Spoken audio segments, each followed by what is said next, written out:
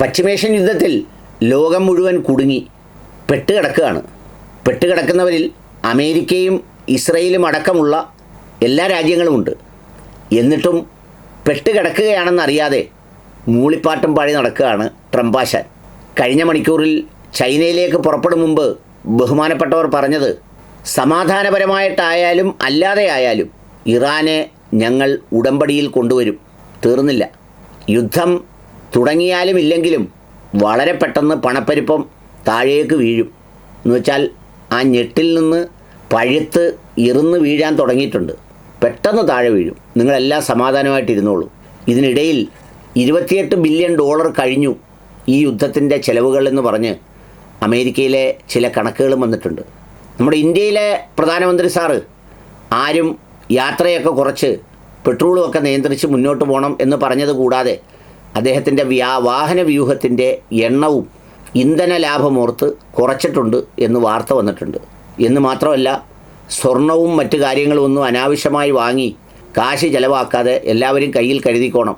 എന്നിട്ടോ പെട്രോൾ പമ്പുകൾ ഒരാൾക്ക് പരമാവധി കൊടുക്കേണ്ട പെട്രോളിൻ്റെ അളവ് ഒക്കെ നിശ്ചയിച്ച് തുടങ്ങിയിട്ടുണ്ട്. ഈ പറയുന്ന ട്രംപിനെയും നെതന്യാഹുവിനെയും തളച്ചില്ലെങ്കിൽ റേഷൻ കാർഡ് കൊണ്ടുപോയി പമ്പിൽ നിന്ന് ഇന്ധനം വാങ്ങുന്ന ഒരു സ്ഥിതിയിലേക്ക് ലോകം എത്തപ്പെടും. എന്നിട്ടും യവന്മാരെ താലോലിക്കുകയും പുന്നാരിക്കുകയും ഫാദർലാൻഡ് എന്ന് വിളിക്കുകയും ചെയ്യുകയാണ് ചെയ്തുകൊണ്ടിരിക്കുന്നത്. അതാണ് പശ്ചിമേഷ്യയിലെ ഒടുവിലത്തെ സ്ഥിതി. ട്രംപ് ബെയ്ജിങ്ങിലേക്ക് പുറപ്പെട്ടിട്ടുണ്ട്, ചൈനയിലേക്ക്. പോകുന്നതിന് മുമ്പ് അദ്ദേഹം നടത്തിയ പ്രസ്താവനയിൽ പറഞ്ഞത്, നിങ്ങളൊന്നും പേടിക്കണ്ട, വളരെ പെട്ടെന്ന് തന്നെ ഈ പറയുന്ന സ്ഥിതികളൊക്കെ മാറും. ട്രംപ് പറഞ്ഞിട്ട് പോയിരിക്കുന്നത്, ഇൻഫ്ലേഷൻ ഉടൻ തീരും. As soon as this war is over, which will not be long, you are going to see oil prices drop and you are going to see stock market go through the roof. You have hundreds of ships that are loaded with oil that want to come out. As soon as they come out, we are going to have a gusher of oil and you are going to have inflation that goes way down. അതായത് inflation കൊണ്ട്, പണപ്പെരുപ്പം കൊണ്ട് വലയുകയാണ് America. വിലക്കയറ്റം വല്ലാതെ വർദ്ധിച്ചു. ആ വിലക്കയറ്റം വർദ്ധിച്ചതിനെ ആശ്വസിപ്പിക്കാൻ വേണ്ടി നമ്മൾ കുട്ടികളെ താരാട്ടുപാടി ഉറക്കുന്നത് പോലെ ട്രംപ് താരാട്ടുപാടി ഉറക്കുകയാണ്. എല്ലാം ഉടൻ തീരും, യുദ്ധം അധികം നീണ്ടുപോയില്ല, കപ്പലുകൾ നിറയെ എണ്ണ നിറച്ചിങ്ങനെ ഇട്ടിരിക്കുകയാണ്, ഒരിക്കൽ അതിങ്ങോട്ട് വന്നു കഴിഞ്ഞാൽ പിന്നെ പ്രശ്നങ്ങളെല്ലാം തീർന്നു എന്ന് മാത്രമല്ല, നമ്മുടെ മാർക്കറ്റ് ഉയരും, എല്ലാം കൂടും, കത്തിപ്പടരും, എല്ലാം തകർത്ത് തരിപ്പണമാക്കി നമ്മൾ മുകളിലോട്ട് പോവും. സ്ഥിതി എന്താ?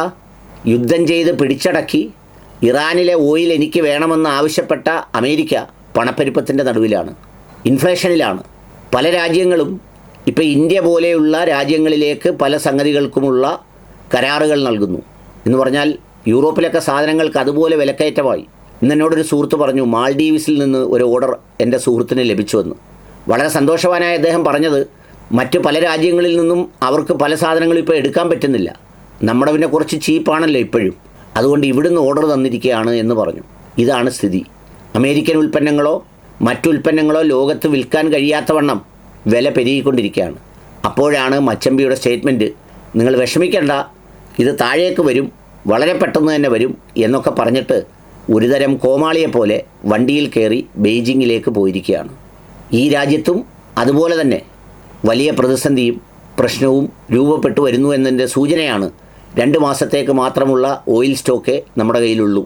അതുകൊണ്ട് ഇന്ധന വാങ്ങലിനും വിൽക്കുന്നതിനുമൊക്കെ നിയന്ത്രണം ഏർപ്പെടുത്തുകയും അത് വിലക്കയറ്റത്തിനുള്ള അരങ്ങൊരുക്കുകയുമാണ് എന്നാണ് പറയപ്പെടുന്നത്.